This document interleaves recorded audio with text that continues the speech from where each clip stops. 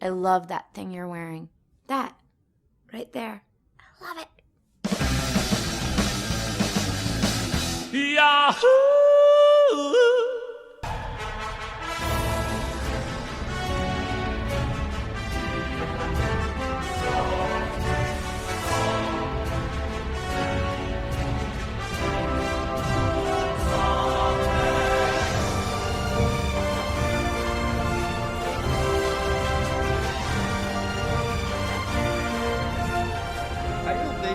You better stop selling yourself so short, my friend. Thank you. It's debatable whether or not I've wasted my brain space, but I've definitely allocated it to something. One cannot argue that there's not a lot happening up here. It's just whether or not it's the right thing happening up here. It's just whether Like certain things. It's interesting. I've just from following your Twitter, I saw that you're doing the noble thing, and that is consuming One Punch without planning on doing One Piece. One Punch? Why did I think of One Punch? One Punch is a different guy. He's It a is a bald different guy. guy. Got a cape. He's a whole different guy. I haven't met that guy yet. I don't know him. I don't know her. Never met her before in my life. My God, I've heard of her. She seems Sorry, nice. this man. I think my brain was like Kid Puncher and went One Punch.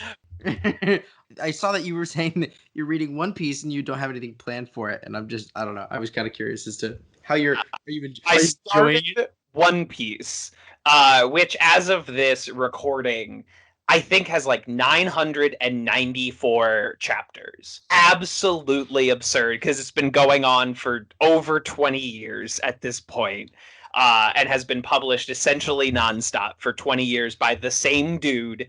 And the Viz Media, this was actually going to be one of my plugs at the end, so it's good that you brought it up at the beginning. Oh, awesome. Yeah, as an app, I read it on my tablet, and for $2 a month, $2 American US dollars per month, Don't say 200 pennies. you have access to everything, all of it.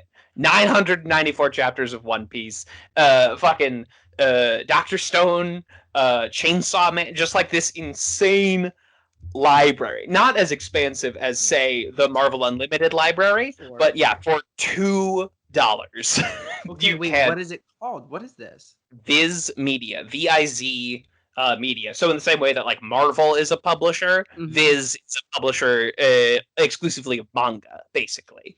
And so I have been, yes, and I nobly decided I'm going to start reading One Piece, but I'm not turn it into a podcast or a YouTube show. I'm just going to settle in each night before bed and read a couple chapters of One Piece, because I have many friends that have been asking me to read it or watch it for years.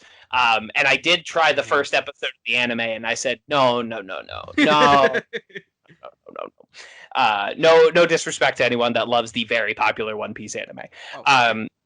And they were like, well, Kevin, quarantine, March, now's the time. You have no excuse. And I was like, yeah, I'll get around to it.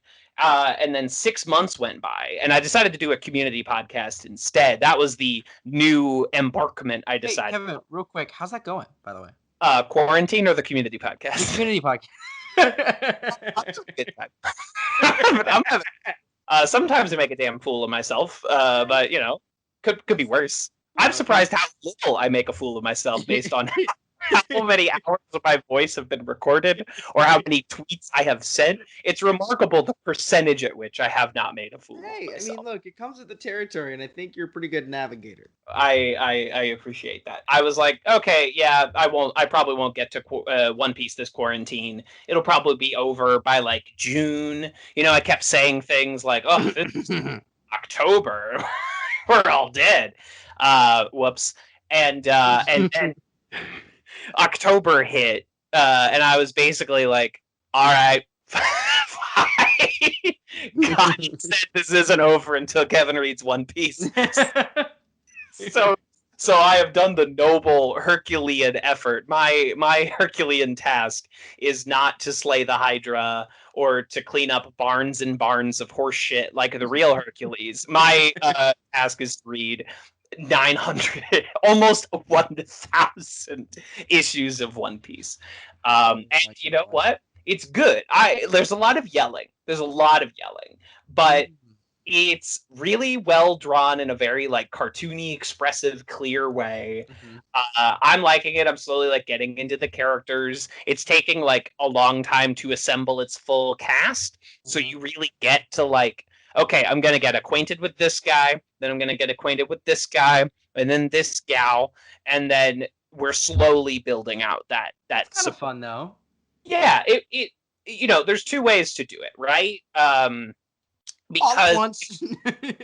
there's either like, and then you're like, I can't follow this for shit. Who are these people? Right, yeah. thing? And too many people do not differentiate their character designs enough. God help me. Anytime you open up a fucking Justice League book and it's Batman, Superman, Kyle Rayner, Green Lantern, and Batman's many dark-haired, chiseled sons. The second they're out of costume. I'm like, fuck, which one is this? Can you are you Dick? Are you Clark?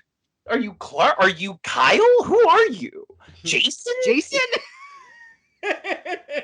That happens over and over again. One Piece, not the same problem. They really like. It's one of the things I like about the X-Men as well, where you are all very distinct from each other. I can be having a diverse cast is beneficial in more than one way. It's beneficial not only in like, because it just like makes your story immediately more interesting, and it becomes that much easier for your brain to, without running any programs through your mind. You don't have to learn a mnemonic device to get through the first 4 issues.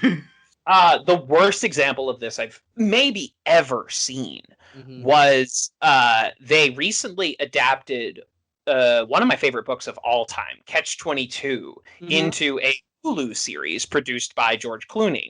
And the first scene of the whole television show is we are meeting the whole platoon of characters that the book like gradually meters out to you over the course of its runtime, right? Like you meet the protagonist, and then in the first chapter you meet like a wild, crazy medical doctor and like 2 other guys. Right. But the first thing they're doing is introducing you to the entire platoon at the same time, and they even stick a name underneath each face. It's George Clooney giving a monologue to these guys, and the problem is these 16 gentlemen are identical. Oh no! Is this a bit? Are we seeing multiple man? Oh like, no! I was like, I didn't even complete the first episode because I was like, how the fuck am I ever supposed to tell these guys apart? That's so real. I've also been venturing into another gargantuan task. I finally decided to start reading Dune, which is, a behemoth.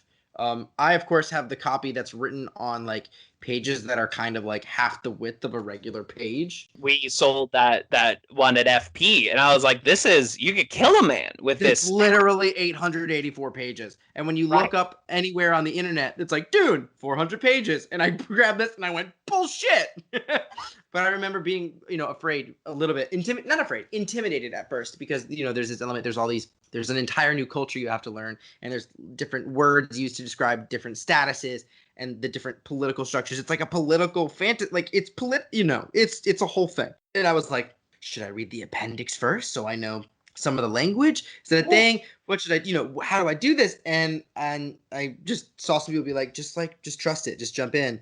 It's funny because like, I'll like read it and then I'll get to a point where it says something that I don't recognize, and I'll be like, okay. And I like think I kind of know, and then for a couple pages, and then it'll come up a second time, and I'll be like, let me just look up on Google or something like that. And then of course, and then I look it up on Google, and then I'm like, oh, okay. And then of course, literally the next page integrates that idea. So it actually does a really good job of like, giving you a little bit of mystery, and then very quickly being like, before you get too confused, like here's the answer. But it's still gargantuan. I don't think it's 994 issues gargantuan. Although, but those 994 issues also have pictures. Like, right. it reads a lot quicker than Dune, I imagine. That's true. Well, there's that, and then also, not to mention the fact that there's. Let me see. Hold on, I have it right here. You can hear the turning of pages, which is a fabulous sound for those of you flipping over tablets. Yeah, get one of those ASMR mics that looks like an ear. Oh my god! But then also finding out, I didn't even realize that Dune was technically like a series, and there's like Dune, Dune Messiah, Children of Dune, God Emperor of Dune, Heretics of Dune, Chapter House Dune. I was like, whoa, hey now, I'm just trying to get through the first 800 pages. Yeah, there's 6 other editions. There are 6 other books, and the way they're structured is so weird because Dune 1 is, in that format, 800 pages. And Dune 2 would be like 400 pages. Yeah. And so you're like, what? Cut the first one in half. Right. Give it the like they're doing for the movie. Just take a fucking scimitar axe and just whack it right in half. They're doing for the movie? They're only doing like the first half? Yeah, they didn't call it like Dune 1 or something, but the movie is Dune 1, and that they are like in production on Dune 2. Well, because they do technically split Dune up into, I believe it's book 1. They do book 1, Dune, book 2, Muad'Dib. I'm not saying that right. And book 3, The Prophet. So it's technically into 3 parts. But like, are they just splitting the first book, or do they have intentions of doing the whole Chronicles? Like, what's my understanding of it would be, and I am not in the Warner Brothers meeting rooms, but they have already like approved we are doing Dune 1 and 2. Mm-hmm. And so while we are getting everyone ready for Dune 1, we are working on Dune 2, which is bold because these are like not only super expensive movies, but Dune, there are people that fucking love Dune and are obsessed with it, and it's like their favorite book in the entire world. I think Dune is also equally known for bouncing people off pretty quick. Just like the overwhelming nature of it just pings them off. In the same way that a lot of people have started Infinite Jest, but have not completed Infinite Jest. The difference is I have no desire to read Infinite Jest. I would like to read them both one day just to be like, I've done it. I've read them. I can now like I can say that I've done it. But my to be read pile is insane currently. Yeah, it's absolutely bananas. And they keep putting out new comic books every week. And why do they do that? Hey, slow down. Slow down. Take like a year off and just let us catch up. You're telling me that we had to wait a whole year for a Marvel movie, but you can't stop for 3 seconds for me to catch up on the Marvel comics? No, I'm obviously playing. Please give me more comic books. Yeah, absolutely. Keep pumping them out, and I will keep paying you to pump them out, and that is fine. And that is the cycle. Yeah, I think the other one I also have. I mean, the reading list never ends. I'm actually currently reading. I found that I'm not the child I used to be. I can't read 3 novels at the same time anymore, but I can read a novel and a fiction and a nonfiction piece at the same time, and that's been really exciting because I've also been reading Theater of the Oppressed by Augusto Boal, which if you are a theater nerd or a justice nerd or both like myself, I highly recommend it. Wow, it's amazing. But on my list, another gargantuan task is I have the complete collection of Lord of the Rings, all of it. And part of me wanted it just as a collector piece because it was so pretty. I was like, oh, it's so pretty. I love the way that they buy my pretty. So pretty. But at the same time, part of me was like, oh, I should read it. And then I was like, oh, this is tricky. You've got the whole Lord of the Rings. Does that include Hobbit and Silmarillion? Or is it just the Tridge? I think it is including Hobbit and Silmarillion. Where is it? Is it here? Is it in the other room? It's in the other room. I'm not gonna go get it. Right. I have not attempted a Lord of the Rings read in a long time. So like my opinions on reading them are the opinions I had when I was like 13. So let's introduce the idea that half a life ago my opinions have changed. But I remember The Hobbit, exquisitely readable. Very silly, very light, very fun. You can cruise through that in a day.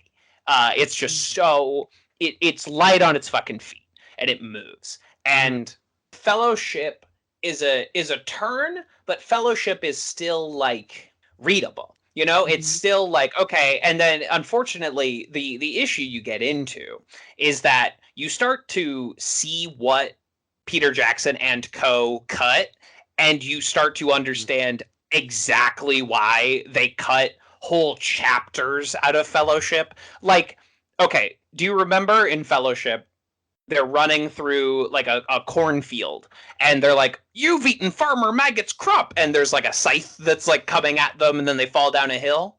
Yeah, vaguely, yeah. Okay, we spend a whole chapter with Farmer Maggot of just the hobbits staying at his house. So more side characters is what you're saying to me. Yeah, there's a whole chapter we spend with a wizard named Tom Bombadil. I've heard Tom Bombadil's the coolest, though. Nah. So, okay, maybe my opinions have changed, but it's sort of when you read those chapters, it reminds me of the Simpsons quote, "When are they going to get to the fireworks factory?"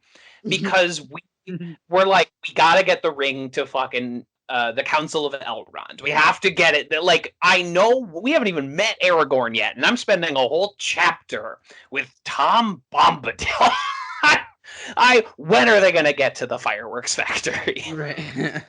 That was half a lifetime ago. If I read it today, maybe my opinions would be very, very different. But then you get to the second two books, and they are also divided evenly in half. And the first half is Aragorn stuff, and the second half is all Frodo stuff. And the Frodo stuff is boring as sin, my dude. You go. I don't know when the last time you watched those movies were, but if you set a stopwatch on Frodo, he's like 30 minutes of movies 2 and 3, and they really justifiably spend all our time with the very cool characters like Aragorn and Gandalf, and we spend less time with Frodo and Sam. We have exactly enough Frodo and Sam fucking around in the movies. The books give you. And the books are insane because, like, Frodo gets stabbed by the spider at the end of book 2, which, as you might remember, is near the end of movie 3. So all the good Frodo stuff is in book 2. It takes them a whole book from stabbed by a spider to destroy the One Ring. Jeez. This is, of course, Advanced Community Studies, a podcast. The American television comedy show Community, the first podcast in the Yahoo Screen podcast network. I have decided that we are part of the Yahoo Screen podcast network. Yahoo has not been informed of it, that I've put their watermark on the podcast art, that I've put the Yahoo Yodel at the front of this podcast.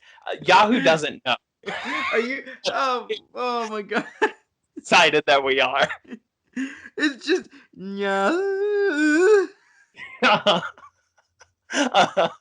and like, what's Yahoo? You think Yahoo's got enough loose cash to sue me? Do. You think Yahoo's coming after me? Oh my god. Oh. Wow, son. Yahoo ain't coming. We're covering 1/3 of Yahoo Screen's original programming. Wait, that's a real statistic. It's a real statistic. We are covering and I just need to find people to start their own shows about Sin City Saints, the comedy about a fictional Las Vegas basketball team, starring Malin Ackerman, or Other Space, the Paul Feig produced Star Trek parody. And if we can get that going, we're the Yahoo Screen podcasting community. It's like a co-op of podcasters. That's so good. All the profits come back to us. Much like a co-op, you're like your labor is your pay. You pay dues. It's like a union, right? Exactly. We love unions. I do. I don't want to speak for Kevin, but big fan. Like any entity run by humans, there are corrupt unions, but like the police union, yeah, fuck them. Yeah, exactly. But if you enjoy your lunch break every day, guess who got that for you? Do you like weekends? Do you like 40-hour work weeks? Because it was way worse. Do you like not being locked into your place of business and only unlocked from your cage until after work is done? Yes, that's a real fucking thing.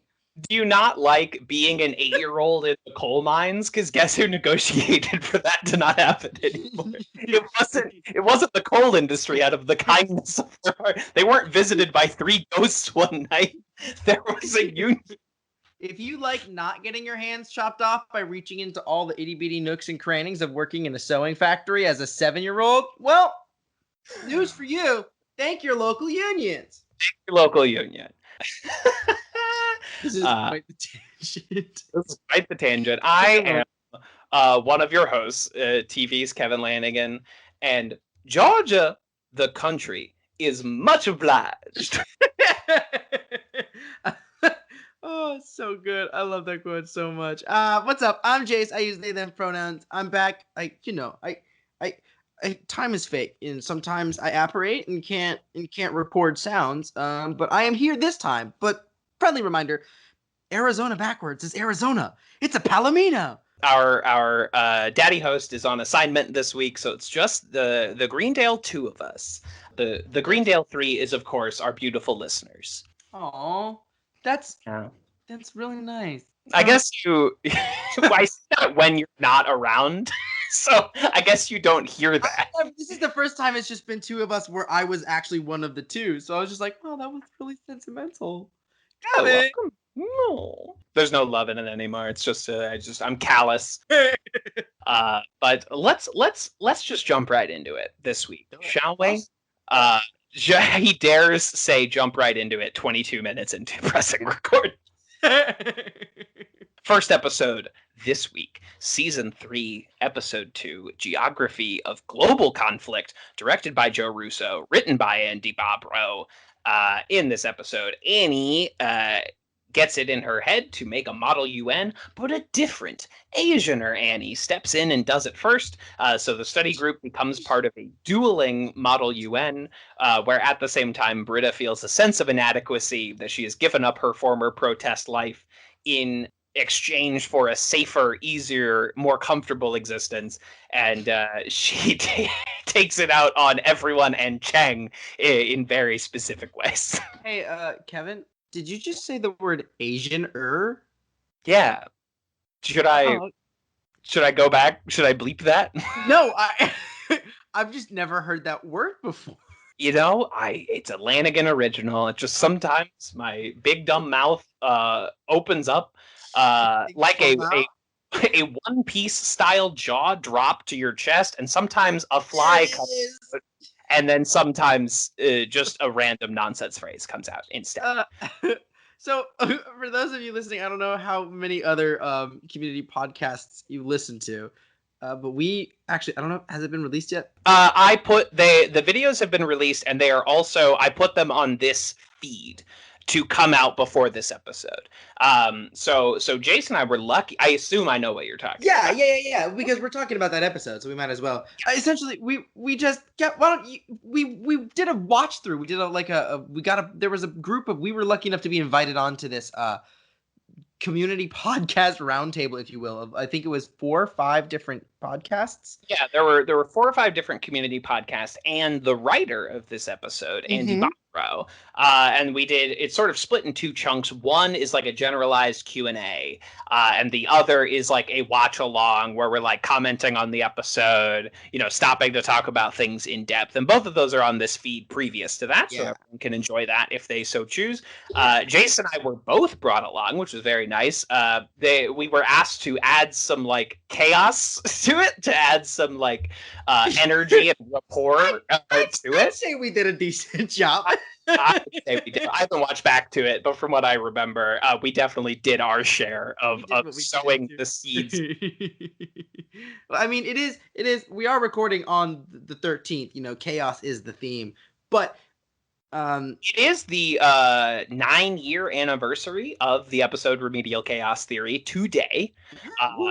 Not when this comes out, but the day we're recording. Yeah, the day we're recording, and Monday is Not for you, but for us. Yes, exactly. Welcome to the past, everyone. How is it in the future? Is Is Joe it better? Biden texting you every hour like he is me? Oh my god! Does Barack Obama keep sending you emails on his behalf? Thanks. Both. Thanks, Obama. Thanks, Annie. Obama's America. You are not a big Pierce fan. That's a good Pierce line. No, that is a genuinely clever line. No, but the thing we actually spent a decent amount of time talking on that roundtable about how the simple idea of ranking episodes is so ridiculous and complicated. But upon reflection for this episode, I was realizing the more you watch any single episode, the better it gets, right? So like, absolutely, just you catch on to like little things. So this episode, which is so good, just not necessarily one of the ones that you'd recognize immediately as like, oh, this is a great episode, even though it's a fabulous episode. If you watch it multiple times, you start to realize, oh, this is a damn good epi. Like, this is a fire episode. And like that's kind of just my whole thought about this. And we talk a little bit about just the timeliness of like the discussion of protesters and police officers, and how that discourse has shifted a little bit and all that stuff. But this episode does a great job of talking about Model UN, which is innately a political fantasy game, if you will, if you really break it down. Founded on high-minded rhetoric and empty gestures.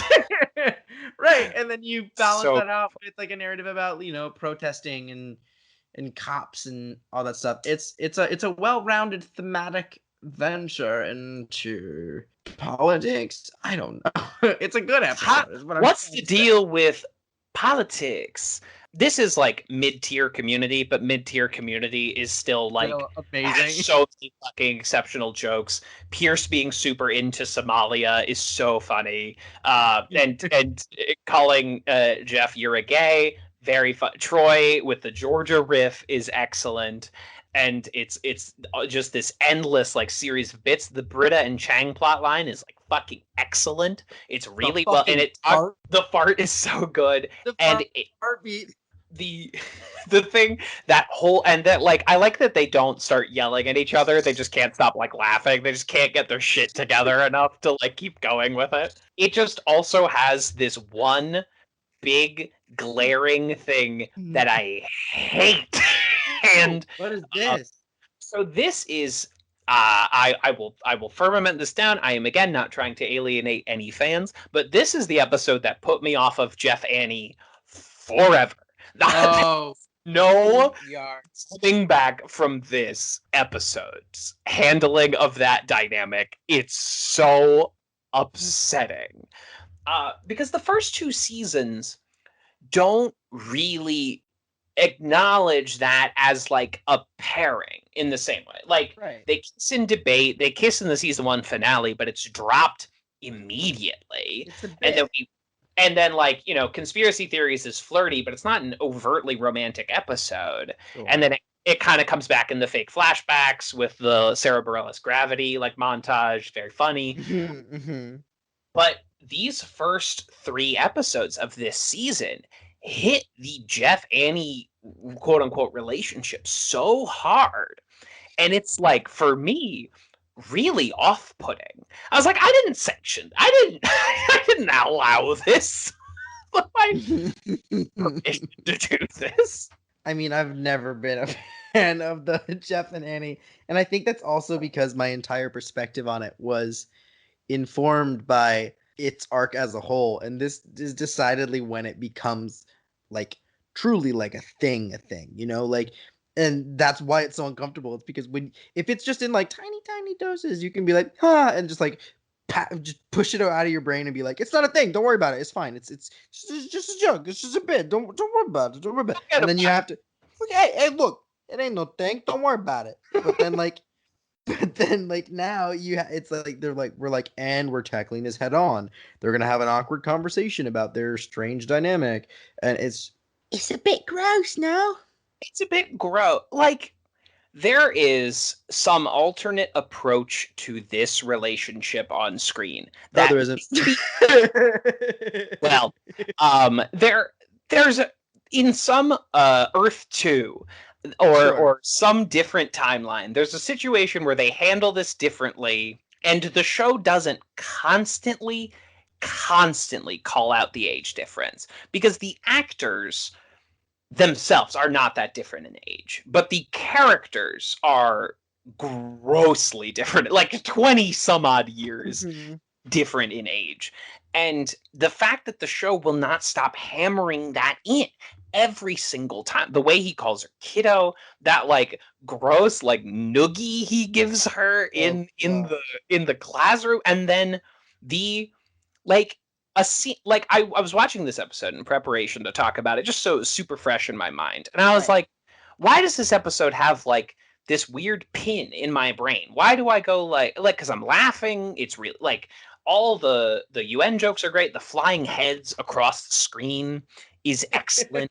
Why does this have like this red flag in my mind? And then we get to Annie's freak out where she like it's too much like an 8-year-old temper tantrum. Like, I get what they're doing, but the way she says like poop face and her like body motions are like way too. It's like too well acted. Way too coded young. Like way too coded young. And then Jeff says, "You're acting like a little schoolgirl and not in a hot way." Which is top 10 grossest things I've ever heard on television. And I watched all of How I Met Your Mother. Like, I watched all of it. Yeah. No, that's really spot on. It's interesting though, because also they know how gross it was. I mean, this show is really, I mean, you know, look, comedies have always known for some reason the go-to, the map for make an uncomfortable joke, acknowledge that it was fucked up, and then move forward. That's the path always. Whether we're talking about Big Bang Theory, Community, The Office, Scrubs, you know, like anything basically. That's just the format. And the unfortunate thing is, right after he says that, he has this brilliant exit, and I'm blanking a little bit, but he goes, "Okay, I think it's something like, that's not what I meant, and here's why." And then he just walks away. It's a brilliant bit, and it's one of those.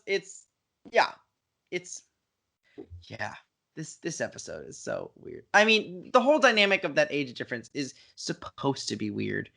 I think also around now it's interesting. It does kind of line up though, because right around now is when they're actively starting to be like, Jeff does suck.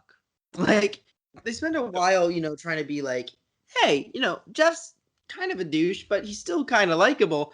And now that they're kind of, you can tell they're pushing Pierce out. Someone needs to be a dick, right? There needs to be someone that's a bit of a foil within the group. And they're like, well, it clearly must be Jeff, because Jeff is just a young Pierce. So, you know, it in some ways that's a narrative that they played with. And it's right around now that it's starting to pick up, I think. It's they're playing it, and that's kind of what like the previous episode, the season premiere, was about. Was like Jeff he doesn't quite fit into the bad guy role, partly because he's the protagonist, but Pierce is so much better at it in every conceivable way, and that season premiere is actually really smart in Pierce like acknowledging that and knowing he has to be the most hated of the group. They even did it in season 1, where the episode where Pierce and Shirley have a falling out, have a fight, and Pierce leaving the group, it throws off their whole center of gravity, right? They start being vicious to each other because they don't have Pierce anymore. You need your punching bag. Right, you need your punching bag. And that makes a certain amount of sense. And that's a really smart approach to it. Time-tested trope. Time-tested trope. And to the show's credit, they've like always known that Jeff is gross. I can't really think of anything on the show where Jeff did something gross, and I don't feel like the show also knew that it was gross. You know, the way where you sometimes have that like cognitive dissonance where the character is doing something bad, but you're like, do the writers know that this is fucked up? Yeah, like How I Met Your Mother. How I Met Your Mother, where you're like, okay, Barney is obviously staged as a lovable supporting character. He's the breakout character of the show. They published books written by him, and it's like, ha ha ha, one of Barney's classic bits. And under a current lens, you're like, Barney is a serial rapist. He is like he is a lunatic that we have let loose, and the show and I are not on the same page regarding Not anymore. Certainly not anymore. not anymore. And part of it was that I was fucking 12 when How I Met Your Mother. We were so young when that show came out, but that also just goes to show just like how much of that is, you know, culturally and societally trained in a way. It's indoctrinated. You know, these the what behaviors we view as acceptable are taught to us by what we are told is benign by TV shows, right? You know, Or yeah. Speaking of a different show that I don't think always walks this line perfectly, but It's Always Sunny in Philadelphia has a really good episode where they go to like an 80s they go to a mountain ski slope, and everyone's like, it's going to be like an 80s ski movie, like drinking, sex, partying. And they even bring in an actor from the movie Ski School to like essentially play the same character 40 years older, or I guess 30 years older. And the characters can't stop going like, everything you're doing is terrible. Like, you're committing so many crimes by behaving like an 80s movie character. Community is the only media set at a college that is not morally reprehensible constantly. You cannot watch a movie set at a college because you're like, these are animals. And college movies have become a genre of their own, you know, like the National Lampoon kind of vibe in itself, you know.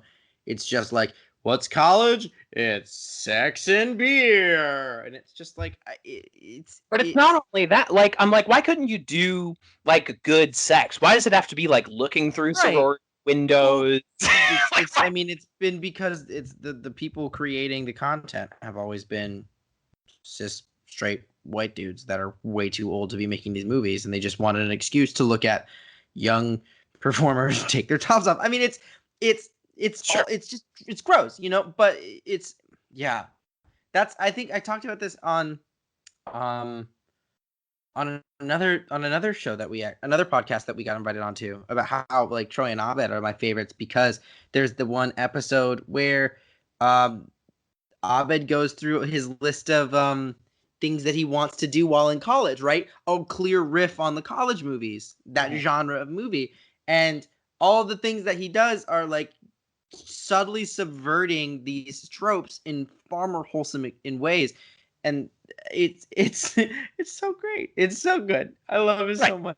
They invent a robot called Boobatron, but we, the audience, are not privy to any titillation. You know, it's just like he's recreating the visuals of the trope, but not executing on what makes them morally objectionable. So Troy pantses him, and so like, who cares? Troy pants to Abed. Abed's cool with it. Like, that's their dynamic, and it's only Abed when literally wanted him to.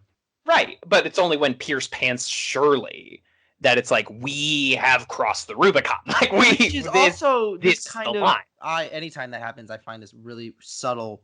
I find that to be kind of a meta moment in itself. It's very much it's not exactly Caddyshack reference, but it's very much like Caddyshack is one of those fucking movies.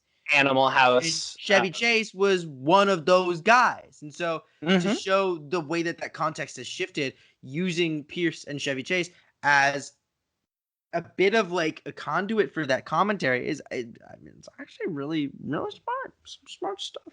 Good stuff. There's some smart stuff going on in this show community, and this Model UN discussion went off on a wild tangent, but it is, I think, all related to, you know, the thing that skeeves me out, despite how funny the rest of this episode is. Like, Martin Starr as Professor Klegoris is good. Klegoris? Other one. Either pronunciation is fine. And the way he's like, the rules to which I would have to spend the whole night devising. It's just like this little smile. He's so good. Annie invented the Model UN, and he's like, oh, you're Clark M. Eichelberger? I've had your picture around my neck. And I'm sorry, just to like keep quoting this character, when they start talking about the science of getting to Earth too, and he's just like, science checks out. I mean, I love that it's so subtle. The way that they pull that off, that's one of my I think that might be one of my favorite structural elements that's ever been executed in the show, is the fact that Abed cannot resist but ask about, are these is this a multiverse situation, or is this like, are they in the same, blah, blah, blah. And about free will. Yeah, but what does it say about free will? Which is brilliant because that's such a great multiverse question, right? I love it. 2 episodes later, we're going to explore that to like its fullest potential. Right, exactly. But even still, like a few seconds, like they pass it off as something that's just like Abed being Abed, like, and they managed to make it useful. Like it's the efficiency of storytelling for me. Like, it's just so good. Absolutely. And we would be before we like wrap up the discussion of this episode, because I think we basically covered it, and we covered it a little on like the Q&A and the discussion, but the Chang plotline, but even more so the monologue given by Mel Rodriguez as the security chief, where he talks about the protester that got away, that like he had a rivalry with a different protester, and he was so jealous of the cop that got to not hold back their police brutality restraint. Right. And like he talks about like got some brains on that flash. Oh, like, or no, Chang says brains on the flashlight, but he also like talks about like how much she was beaten with a nightstick and the taser, and he fetishizes it.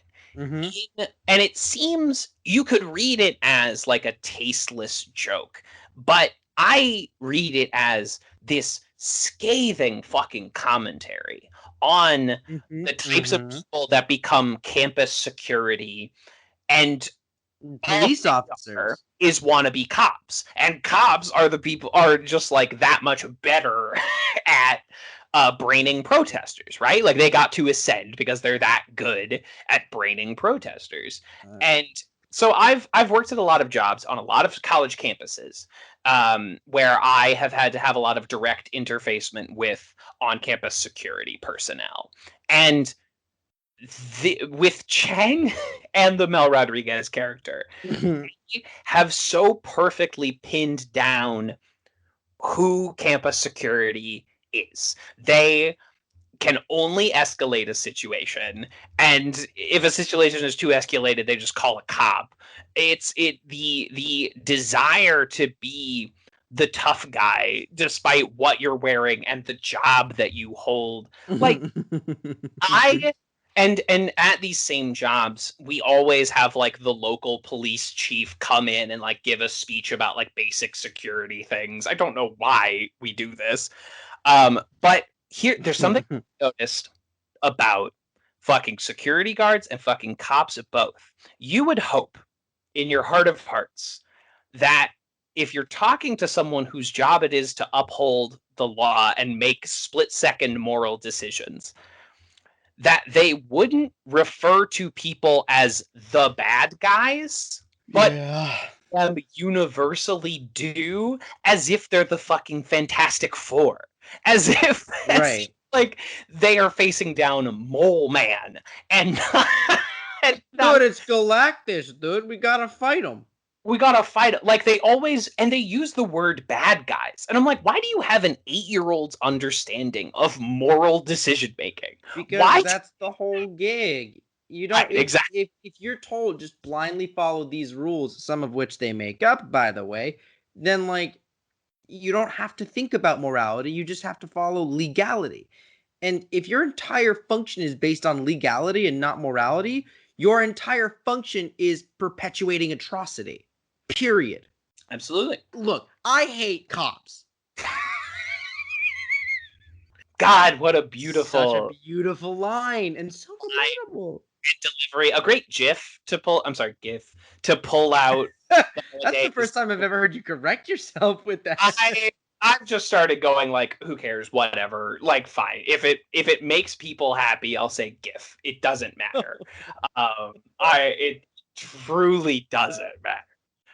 But that's a beautiful moment. And yeah, I said it a lot in like the Q&A. I love this Britta plotline. It's the perfect plotline for her. How much does she believe what she believes at the extent a fucking conundrum that like everyone that cares about large societal issues reaches, right? Like, okay, am I supposed to be out there getting tear gassed and beaten, or do I get a backpack and highlighters? And those two things are not necessarily mutually exclusive, but it's the crossroads people reach at Britta's age.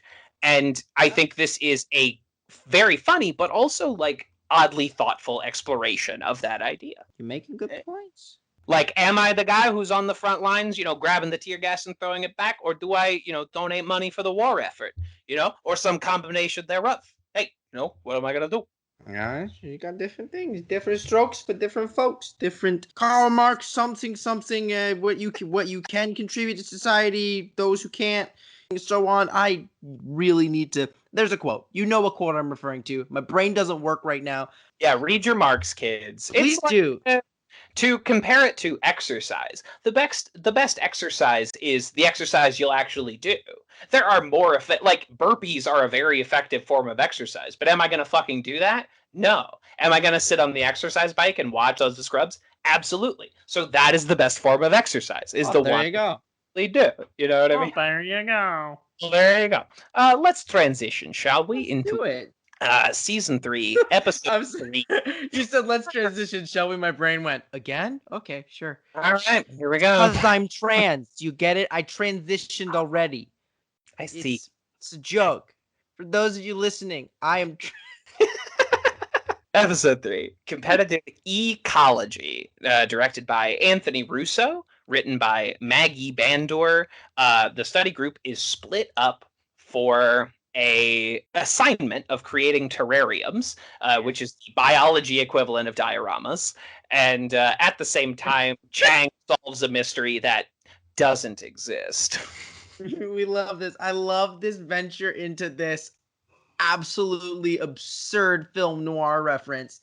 And I love that it's kind of contagious. Toward the end, the dean starts doing it too. The whole episode is worth it for when they're voiceovering on top of each other. Yes. I had to know more about these firemen. Were they different races? Could I get a calendar? It's so good. I also love it's like no, the line's right around there at the same time by the actor we were just talking about, Mel Rodriguez. Yes, Mel Rodriguez, where he basically he's like, okay, no, look, I can deal with not getting paid, right? I draw the line at you enabling this maniac. It's a beautiful thing. And then he went off to be a cast member on Last Man on Earth for fucking 5 seasons. So I think he made it. The part about that exit though is that he grabs the saxophone. He comes out of that hole with the saxophone that was in there. And then he's like, I can't allow you to enable this guy. And then walks off with the saxophone. Like he fully takes it with him, which I love. Free saxophone. Didn't seem to get damaged in the fire. Yeah. You can either learn to play saxophone or you resell it. You flip it. Pawn it. Flip that sax. Oh my god. Flip that sax. Flip that sax. This is a good episode. It's a good episode. This is an episode I struggle with. There are parts of it I really like. Like the Chang Noir plotline, I think is more amusing than it is funny. But it's very amusing. I don't find it very funny, but it's one of the more entertaining plot lines, I think. I don't know. The reason why I refer to this as a good episode is because they do a lot of they pull off a lot of like small things with the character dynamics. Excuse me. I don't know why I'm getting excited. But like like the way that they're able to present the way that they think about themselves and the way that they relate to the others in the group with like the voting system and all this stuff. It is, it hurts though. Like there's definitely like when you find out that they spent all night just arguing about partners, it's like, damn, like, whoa, this is. And just being so mean to Todd. Like so mean to Todd. To the point where like, I didn't think it wasn't funny anymore. I was this episode. This is the episode of the entire run of the show that most pushes these characters to unlikability. Absolutely. Hands because there are other episodes where they do unlikable things. There are other episodes where they question this group's impact on the people around them. See Garrett's wedding, or the other episodes where we see the impact they have on other people. It's rarely this direct and sustained. There are other episodes where we question whether or not this group is toxic, like Annie's pen, or even what's coming up next, remedial chaos theory, right? Where we cover that so well. Mm-hmm. This episode really pushes almost everyone into a point where I'm like, do I like these people? Why do I? That's very real. People? Especially the fact that they literally at the end of the episode, they're like, and we're just gonna pull back to reveal Todd looking up from a microscope and crying, and then finish just the shot on the tear. Britta throwing the flaming on him. Right, no, literally the Looney Tunes thing. And then Britta just throwing the flaming cards into the bucket and forgetting about the turtle. I have to say that Todd's little monologue is everything. It's exquisite. It's really what is wrong with you people? Your love is weird. I love and he's got these amazing voice cracks. Oh, it's just so good. And it makes it worse because the more you learn about Todd, you're like, he has a newborn baby to go back to. And you're like, oh, and he fought in the war and he suffered for all this stuff. And y'all are worse than Iraq, which is damn. Damn.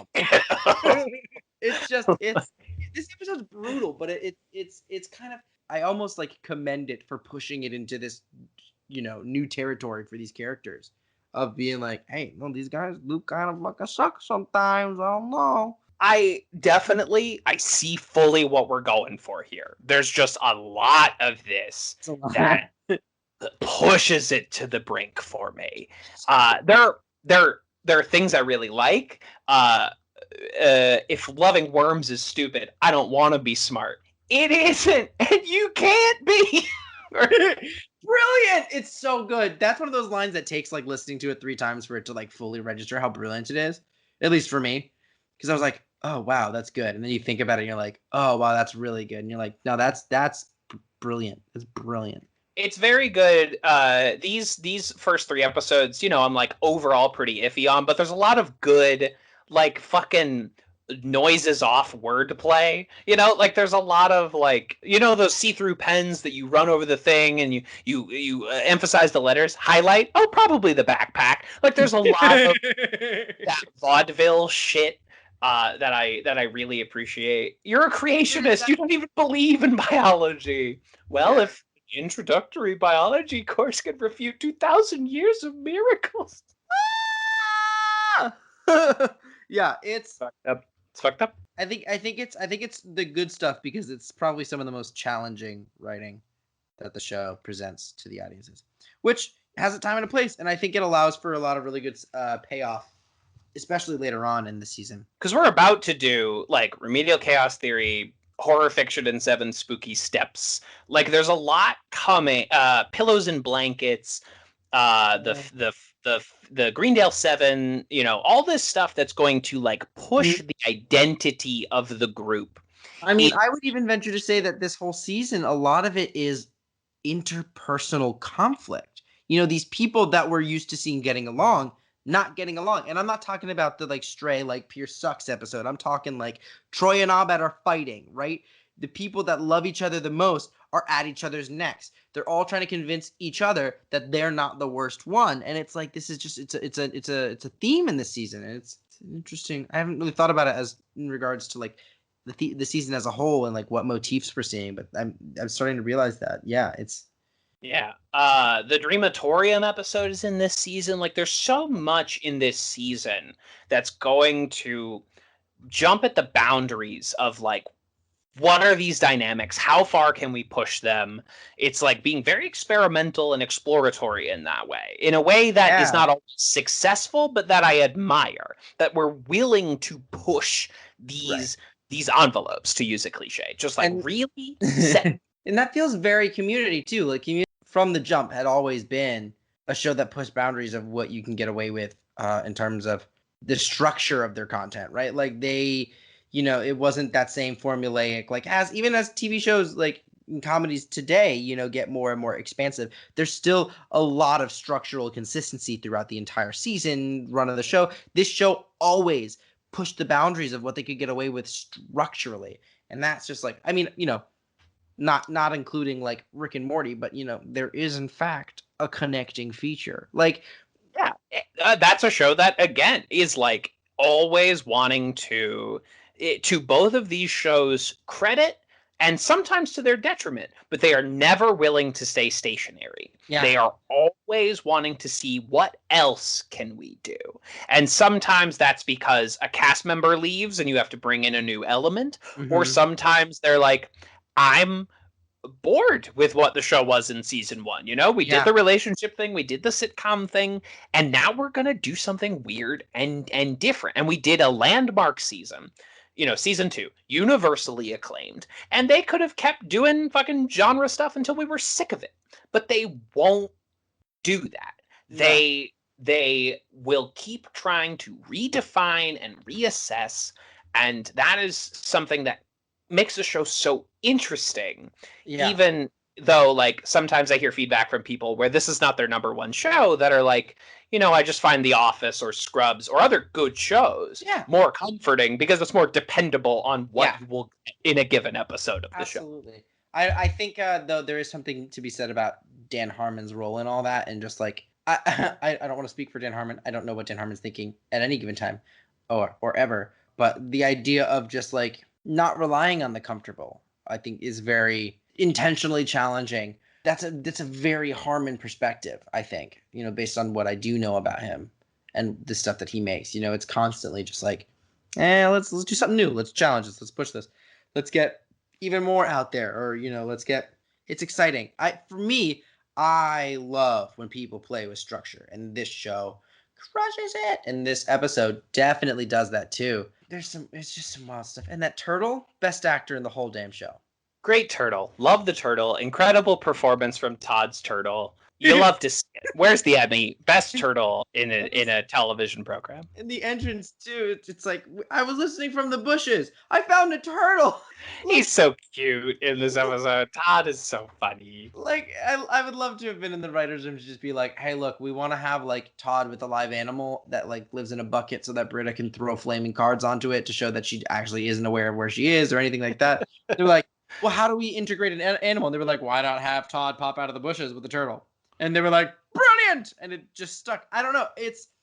I'm really curious as to how that decision was made, because I love it, but I also acknowledge it is fairly absurd. I like that we bring in a new character for this. Yeah. That it's not, it could have been Neil, and Neil would have been funny and equally put upon, but that kind of sours Dungeons and Dragons if we like ruin that dynamic. Does that for sure. It can't be Garrett or Vicky because they already have like their own kind of avenue at the school. So it's good that we bring in like a complete newbie nice guy for them all to This is also a really good episode for biology professor Kane, played by Michael K. Williams. You guys have weird reactions to stuff. I have so many conversations at this school that make no sense. Troy, when look across your table, that's going to be your lab partner for the rest of the year. And Troy just goes, who are these people? It's amazing, because the presumption is at this point they've been in class with them for a little while now. Yeah, but they're so self-involved that they haven't met the person across the fucking... we had a word for you kind of people in prison. It was the mean clique. And they go, oh! We had a word for you in prison. Called you the mean clique. It's so funny. And Annie just gets so offended. It's so good. It's really good. Annie does a faint. This is not a show where people faint a lot, and she does a full-on... So he goes, can we make it up? Oh, no, you all fail. So good. So good. So good. It's a mixed bag for me, but I appreciate that the show is willing to go Yeah. to these places. Honestly, I do kind of agree with that perspective on the whole thing. I think there's some for me. I get really excited by that challenge, but I think as a whole, I mean, yeah, I mean, it's not my favorite episode in the world, no, but it definitely captures that challenging nature that makes me so happy, So happy. happy. All right. Do you feel like it's time for rankings? Yeah, yeah, let's do it. So the first end tag we are ranking is Pierce Operation, where they're playing Oh my taking his gosh. and then it ends with the horrifying image of Chevy Chase just like Trying eating to eat spare ribs whole. Oh, And that sound effect they put over it, just where he like can't. It's so bad. It's so bad. It's just also it feels very much like Chevy was like, I want to do this bit, and they were like, fucking okay, because the operation bit is like supreme, and then the Chevy Chase bit is just like what, like gross and weird and out of left field. But it's also then there's also you could tell he was like, haha, operation, I can make a rib joke. You at least you didn't get my ribs, and then he's got actual ribs. I was a kid. It feels like it feels like how like in Always Sunny they keep Danny DeVito around because he's like, wouldn't this be funny? And they're like, sure, Danny. And it's just so weird, but it doesn't have that same charm because it's fucking Chevy who's Yeah, Danny DeVito on It's Always Sunny is perhaps the #1 greatest cast addition. After a season, that like they bring him in season 2, and I'm like, I can't even imagine this show without fucking Danny DeVito. Whereas the other person in this equation is Chevy Chase. Yar. So one of us gave us the beloved movie Matilda. The other kind of sucks. Sucks. I do like this end tag though, so I'm looking at like spaceships, some about the same like laugh quotient. It's not as funny as Donald Glover screaming slut, right? That's my first. You know me now. That's where I first go. I go, okay, slut, and is it above that or below that? It's definitely below that. Definitely below, but not so far below. Very far. I think you're pretty close with the spaceships. Maybe. I just kind of love spaceships because it's a very wholesome, true to Troy and Abed moment. Yeah. I'm on your 6. I'm on your 12. What? So in your 6. Good. Good. I would put it just below that. Okay, yeah, above Abed and the janitor. It's above lots of shirts. It's above lots of shirts. So the new number 30? Sure, why not? Yeah, okay. Excellent. And the second end tag is Britta giving everyone psych tests, and she, like a Rorschach test, reads them all as a penis. Maybe I need one. A test, not a penis. Not a penis. I really like this tag. It's very funny. No, this is a good one. This is also, I think, the first Britta end tag. Yeah, this is the one that like is solely like she is the joke delivery in this end tag. And this is a weird end tag because it easily could have been the first scene in an episode. Like this very easily could have been the thing that plays before the theme song, but instead it's an end tag. It could have really done one. Which is great because they end up pulling it in, I think, either in the next episode or very the Halloween episode. Is this the test? Ooh. I think for me it's around the same territory as Fake Fire Alarm. Where are we? Ooh, I'm similar to you. Give or take a little bit. I'm not sure exactly, but I think that's because Kick Puncher is right down there, and Oh Christmas Troy is a couple. I think it's funnier than Oh Christmas Troy. It's definitely funnier. Oh Christmas Troy is a classic. It's a classic. I think, but I think as far as in general, I think this one. I don't know. It's tricky. I would put it above A Christmas Troy, and I can't quite quantify why at this point. But I think just because it also ties in later on as like it's this important thing. But maybe I'm also tainted by the fact that you've greatly influenced my perspective on Britta recently. It's truly like my purpose on this earth. If I can, you're doing a great job of it, Kevin. Convince people of Britta Perry supremacy, then I will have I can ascend. My purpose here is done. And I can return to my home planet. I would put it right below Oh Christmas Troy, but above in the morning with Rich. All right, yeah, I'll do it. Just Christmas Troy is getting kind of a legacy vote for me. No, that's fair. But it's a Yuletide tradition. Oh, Christmas Troy. Sure. Now the episode rankings. These are a little bit lower for me, even though they're integral episodes to me. I think they're just a tad lower. I think they are solid, funny, definitely solid episodes. But like, if you're looking at what we have in the top like 25 of this list, like that's tough fucking competition. That's tricky shit. Okay, so as a starting point, the Model UN episode, Geography of Global Conflict, better or worse than the Greendale presidential election? Ooh. Better, but not by much. Model UN better than the election? I think so. See, this is why I was talking about this earlier. I think because I've seen it so many times recently that I think it's actually a little bit better than it might be overall. Yeah, you know what? Big red flag, but the rest of the episode is really good and very funny, and I like it. No, I can actually get behind that. Yeah, for sure. Okay, going a little higher. Is it better or worse than the season 3 premiere, Biology 101? The parts of Biology 101 that I love are some of my favorite bits on Community, even though I think the episode as a whole is not my favorite. But the opening musical number, John Goodman's monologue, Jeff's like 2001 sequence, like all of those are all-time Community moments. The episode is fine. Custody law and Eastern European diplomacy. Which one's that? That is the Eastern European guy hangs out with Troy and Abed. And yes. I think I like this one a little bit more than that. Yeah, so I would say it's really close. It's with Biology 101. So I'm going to say this is better than Biology 101. I'm going to say. Yeah, I'll agree. Better than Drug Play? No, not better than Drug Play. There we go. Bada bing. That's good shit. Tasty. Tasty shit. I love the taste of shit. All right. Someone take that soundbite and please put it everywhere on Twitter.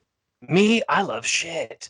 All right, then the next one, competitive ecology. This one is a little lower for me.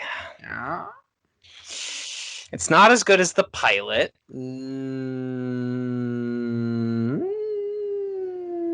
it's not as good. It's not as good as the pilot. It's really good. It's not as good as the STD Fair, which is an episode I quite like. Wow, so this is actually pretty low. Is there anything you like in this episode more than Vaughn's 2 songs about Britta'd being a bee and Pierce being a bee? Because I don't. I like those songs way more than I like this episode. No, I do see what you're saying, and I think I have to agree with that distinction. Yeah, I think I actually have to agree with you there. Okay, we're getting perilously low. We haven't been this low in a long time. In a long time. Is it better than the Jack Black episode? We're getting close. Which one is that? That one's 47? Yeah, it's 47. What's the other plot line in that episode? Jeff starts working at the Greendale newspaper. Oh, I'm actually going to say this one's just slightly better than that. Just for Todd and his monologues. Yes. Okay. We're honing in on it. Is it better or worse than the episode where Britta and Troy take a dance class? Worse? Okay. Here we go. New number 47. 47. Way to go. S3, E3, competitive ecology. Think about how you don't know how to spell the word competitive. I try not to think. Competitive. Too many. The T's with where? Copacetic. Constitutes. Concentrate. Great. Let's see. So, now we go into the section that we call plugs. Oh my gosh. Plugs. Jace, any on the plug train today? I got nothing. There's nothing. Be safe out there. Be safe out there, y'all. happy Halloween month. Explore gender. Halloween is a great time to play with gender expression and identity and have fun. Don't let anybody tell you that your costume is stupid, because it's amazing. And if it brings you joy, that's all that fucking matters. I love you. I gotta make it weird, Kevin. I'm sorry, I didn't mean to make it weird. It's okay. I love you. Love you. Let's see. My plugs, nothing personal this week. But I like to share where people can enjoy free and cheap things that are also good. So up top, I mentioned the Viz Media app. Again, $2 a month for a lot of material. So would highly recommend that. Let's see. And also 2 games that are currently completely free to download and play. One of them is Rocket League, the game where you play soccer with cars. I'm having a lot of fun beeping around there. And yes, you can just stick a little pride flag on the back of your car. The second is, it might not be to everyone's taste. I would recommend just typing the name into YouTube and seeing if it looks like it will be for you. But if you like Zelda Breath of the Wild, but with some anime, maybe this will be for you. It's called Genshin Impact, Genshin Impact. And it's, again, completely free to play. I have enjoyed the release of running around a big grassy field as some anime characters, and maybe you in the audience will as well. We will be back next week with one of the biggest dogs in the community dog park, Remedial Chaos Theory. Oh, wow. Oh, jeez. Oh, gosh. Oh, wow. That's unbelievable. How could they do it? But But, be good. And stay tuned for the guest interview that I have at the end of this episode, where I talk to the moderator of the Best of Gillian Jacobs Twitter account, the GillianLoveBot. She name is Toni, and she's from the Philippines. And so it was a very interesting conversation about how comedies like Community translate. And I think you'll enjoy it. And but until next week with Remedial Chaos Theory, bye bye. Pop. Do-ba-do-do. Do-ba-do-do. Do-ba-do-do. Do-ba-do-do. Do-ba-do-do. Do-ba-do-do. Yahoo.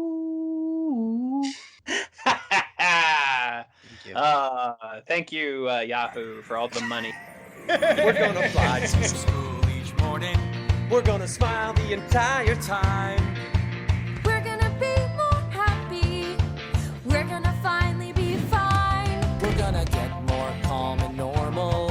We're gonna fix our state of mind.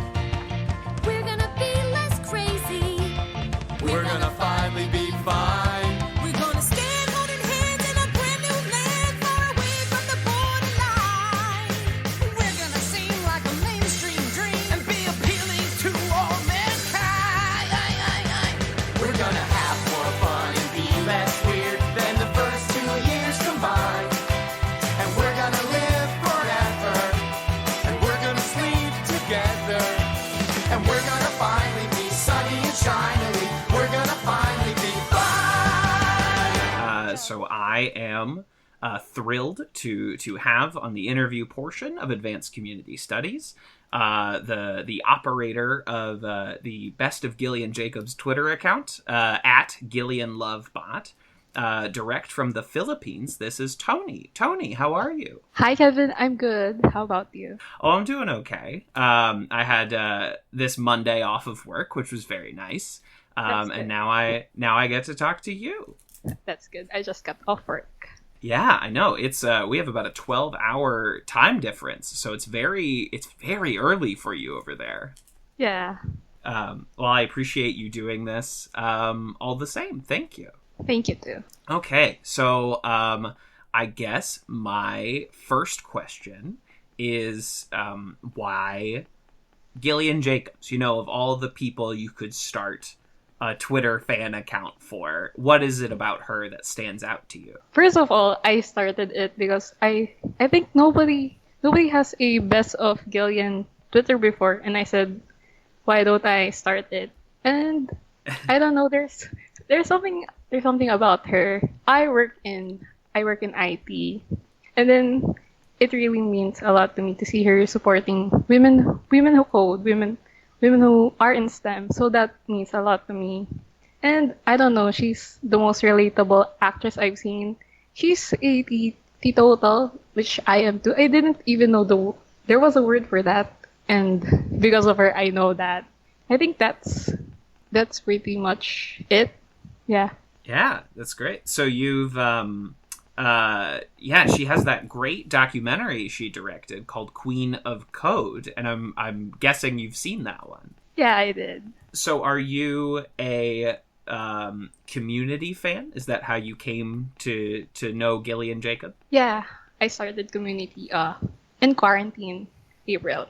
Nice. And then so she jumped out to you and and you were like, I have to start a fan account for her. I've seen an account for Allison, and I said, why not make a Gillian one? Allison has a lot. People love sharing pictures and videos of Allison, and I really appreciate how you're doing the same for Gilly. Thanks. Yeah, I've only seen a few. I really appreciate the work you're doing over there, sharing really good images and videos and GIFs. You're providing a valuable service. Thank you so much. Yeah. So have you since gone out and viewed some of her other stuff, like Love on Netflix or any of her movies? Yeah, I did. I've seen Love and the latest ones too. Also Ibiza and other stuff. Yeah, and also the things that she has directed. Yeah, that's great. Yeah, I think she's shaping up to be like an interesting director. And we'll get to see more from her later this year when Marvel 616 comes out, which is exciting. Yeah, I'm excited for that. Absolutely. So what is it that drew you to Community? Were you just bored in quarantine and that show was there? Oh no. I think years ago it was really big on Tumblr. I was on Tumblr back then, and then I saw Community there. I think it was so big that I can remember Britta, Annie, and Jeff, but I can't remember their faces. And then when Netflix announced that it's going to be on their platform, I said I need to watch this. So yeah, I love sitcoms, and that's why I said I'm going to give Community a try. And it seems like maybe you liked it. I really did. So is Britta your favorite, if you have to pick a favorite? It's a tie between Britta and Annie for me. Yeah. Yeah, that's hard to choose. Yeah. That's tough. So what are some of your favorite episodes of Community? Oh, definitely. If I have to pick, it's a documentary episode, the Greendale commercial episode. Documentary filmmaking redux. Yeah. Great episode. It's one of my favorites. That's a good one. Is there anything in particular that makes that one stand out for you? I think it's Jeff. Jeff as a dean. So fun. It's so funny. It's very funny. Yeah. Are you on board team 6 seasons and a movie? Are you waiting for that movie? Oh, of course I am. I mean, who doesn't? Yeah. Right, exactly. So you are from the Philippines. You live in the Philippines. Yes. And I'm wondering about how that affects how you watch the show, because it does feel like a very American show in a lot of ways. Are there barriers to that? Are there things and references that you don't think you get? I think there are some, but I'm used to watching American shows, so I don't think there are some that I get and there are some that I don't. But I think it's more of the movie references that they use, or some TV reference. Maybe like specific actors or shows or movies that Yeah. maybe aren't as big and well known in the Yeah. Philippines. Yeah. But on the most part, it's like relatable then. Yeah, I went to college, and I wish community was something like my college experience. Right. It's like a dream. Absolutely. I think we all wish our colleges were a little more like Greendale. Yeah. Do you think, because a lot of times shows get adapted into other countries, right? And they'll do like that country's version of it. Do you think this is a premise that could carry over to the Philippines if the Philippines wanted to remake Community? I don't think they could. Remakes, American TV show remakes here, they're usually Korean ones who they remake here. But it's interesting if I did see a Community remake here. So it's usually, you said, when Philippine TV remakes a show, it's usually a Korean show? Yeah, it's usually a Korean drama here. Because I guess those countries are in much closer proximity than Philippines to US. Yeah. Yeah. Sure. So you mentioned watching other American TV. What are some of your other favorite American TV shows? I've just finished Parks and Recreation yesterday, 2 days ago. Yeah. It was good. That's great. Yes, an insight into how our government works or doesn't work. Yeah. Okay, so Community, Parks and Rec, those are good shows. Yeah. And then Brooklyn Nine-Nine is one of my favorites. They're pretty big here. Okay, yeah, those are very good shows, and all the shows you mentioned are very broad comedy. I think that probably translates pretty well. Yeah.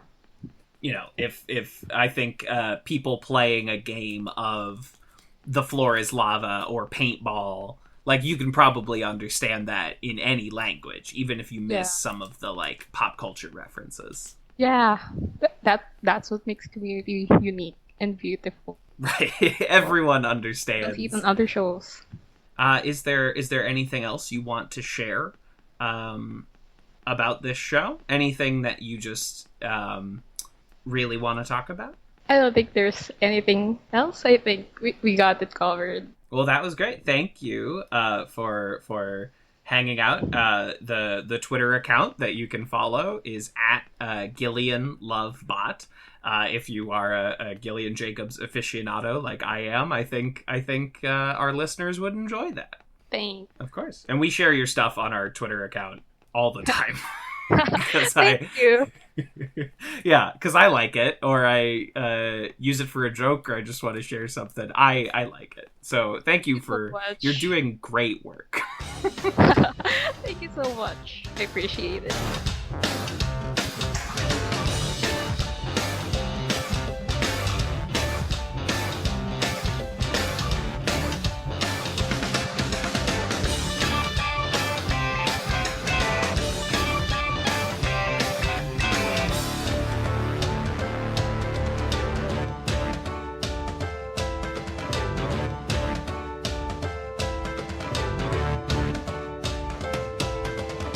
This has been a Talkback Podcast. That was quite a show.